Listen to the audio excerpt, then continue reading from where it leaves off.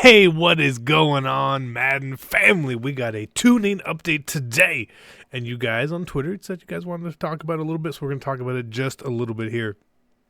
Now, tuning update is not a patch. Tuning update is where they adjust sliders.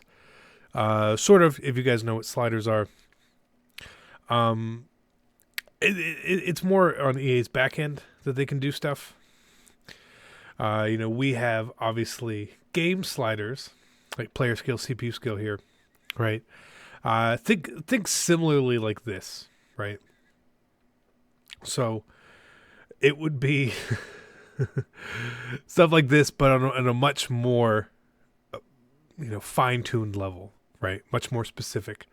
The sliders we have can then impact based on what EA has coded within the game. I hope that makes sense. So I'm not going to cover simulation ones because I don't really play sim mode, so I don't feel right on speaking on that. But for me, for first thing, comp mode, and I believe it was all modes, they changed that when you run on aggressive ball carrier, you're going to fumble 20% more. I hope that's true, because right now you could pretty much run on aggressive pretty often, especially on all Madden setting, and not fumble. So it's a good thing for sure. And it's going to directly correlate as well with how it feels like a lot was taken away from offense and a lot was given back to defense in this tuning update. The next thing was that 2-man in aggressive catches were tuned to decrease by 60%. Now, that's not one-on-one catches, right? Let's keep that in mind. That's not a one-on-one interaction. It's when you have two defenders in the area, so you're not getting like multiply mossed, right? It's a step. I still feel like the one-on-one catches are a little overpowered, so that is what it is. But it's definitely a right step, and the fact that they decreased it by 60% just makes me want to know how high was it, right? Crazy. Like, what was the number at for it to go down by 60% and them think that is okay? But whatever it is, it's good. I really feel like when you throw into double coverage, the offense should have a very, very small chance of coming down with the ball. Occasionally they still will, but I'm glad that is more going to be a thing now. The blind reads, they got to go in the game, right? You should be punished for a bad read. I'm okay with it. We'll see how it actually plays out.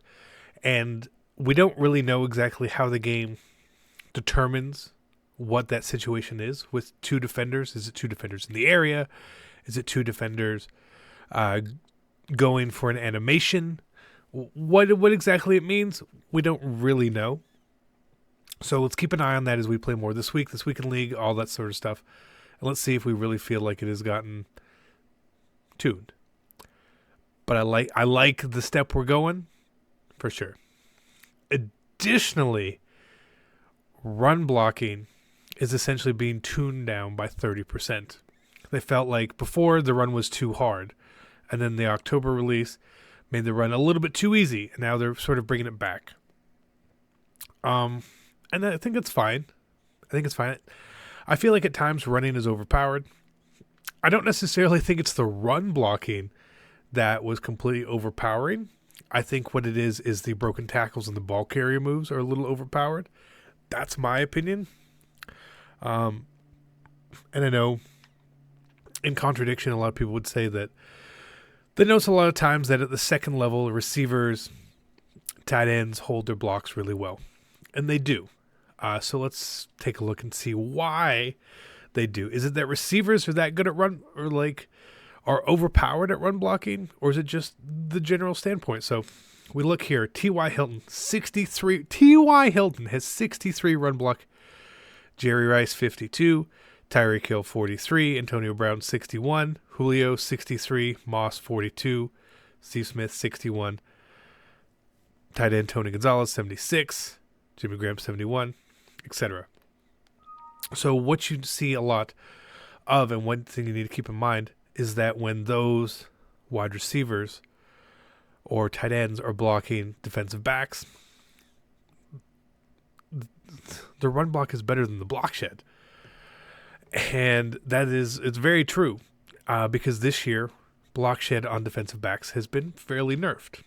So if we go look here at block shed at cornerbacks, Dion 47, Pat Pete 42, Ed Reed, a safety 68, Sherman 53, Trufant 56, Amos even only a 72, Jack Tatum higher, free safety 78, Rod Woodson 53.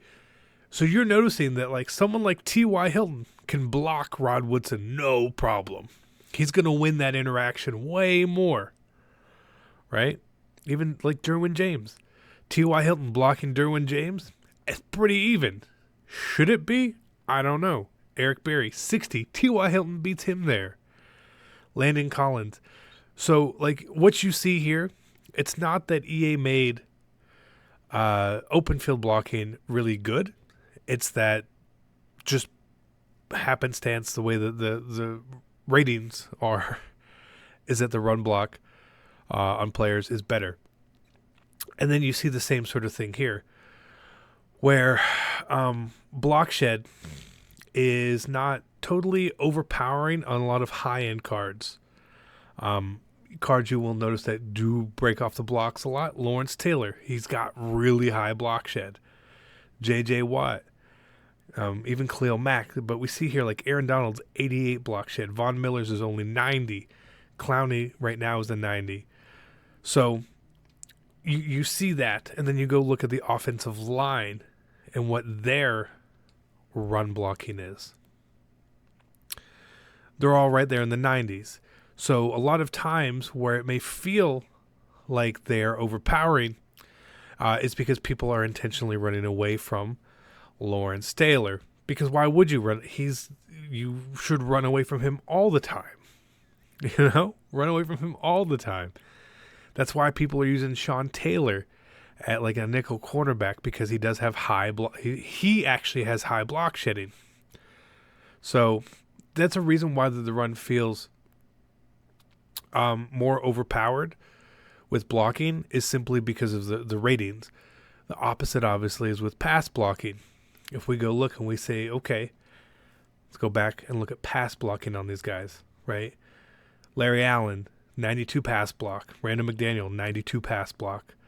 Even if you're looking at the pass block power and pass block finesse, 94, 92, 94, 93, 88, 86. I mean, these are all chemmed up. But you see that, right? The offensive line has they're in like the low 90s on pass block as well. But every defensive pass rusher has a rating that is high. Aaron Donald, almost impossible to be blocked. Alan Page, 99 finesse move. Who has 99 pass block finesse? Who has 96 pass block power? Not many cards. You really have to chem up your offensive line for them to match and just have the chance of it working. So keep that in mind. That's how it is. I don't necessarily think... I think, if anything, attuning to pass blocking would have been slightly more helpful, in my opinion, than run blocking. Or because I think the counter argument is we need better pass blocking players. And that's probably not going to happen, because then that's going to completely limit. Once you have an offensive lineman with 99 pass block, 99 run block, you're not getting another offensive lineman. So we're not going to get that. But that is my thoughts on the patch or the title update or the tuning update or whatever it is called. I don't know. And a little more in-depth analysis of how the game works and why it is working the way it is, why it plays the way it is. I hope you guys enjoyed it. If you guys have any comments on the title update, let me know. I really, really, really want to know what you guys think about this. So maybe we'll sort of circle back around to it next week after people get to play all weekend long. Focus on the aggressive catches. Focus on your running and your run defense. See, do you feel like it has really changed if you're a heavy runner, or if you had bad run defense before? Do you feel like you have a good run defense now? You know, sometimes the equivalent of that is EA uses, statistics to determine is something overpowered. And a lot of times what can determine that is not necessarily how the game is playing, but by the meta and the way that people play the game. So when people were in October, when they decided to up the way that people could run the ball, it helped. And what it did is probably increase the yards per carry a little too much, because people started running the ball against stuff like 3-3-5 odd, because you could actually start to run against it. You don't want to pass against it back then. Because there are definitely ways to run the ball against these defenses, and there's ways to pass the ball against these defenses. So it's not always about how the game is. A lot of times it's what the meta is, right? And the meta became very run-heavy. People kept hearing, you can run the ball, you can run the ball. So even if people didn't really want to run the ball, they probably started running the ball a bit more. And the popular defenses, you could run the ball against. And you still can. You still can. There's smart ways to run the ball. So I'm rambling. I hope you guys enjoyed it. And I'm out. Peace.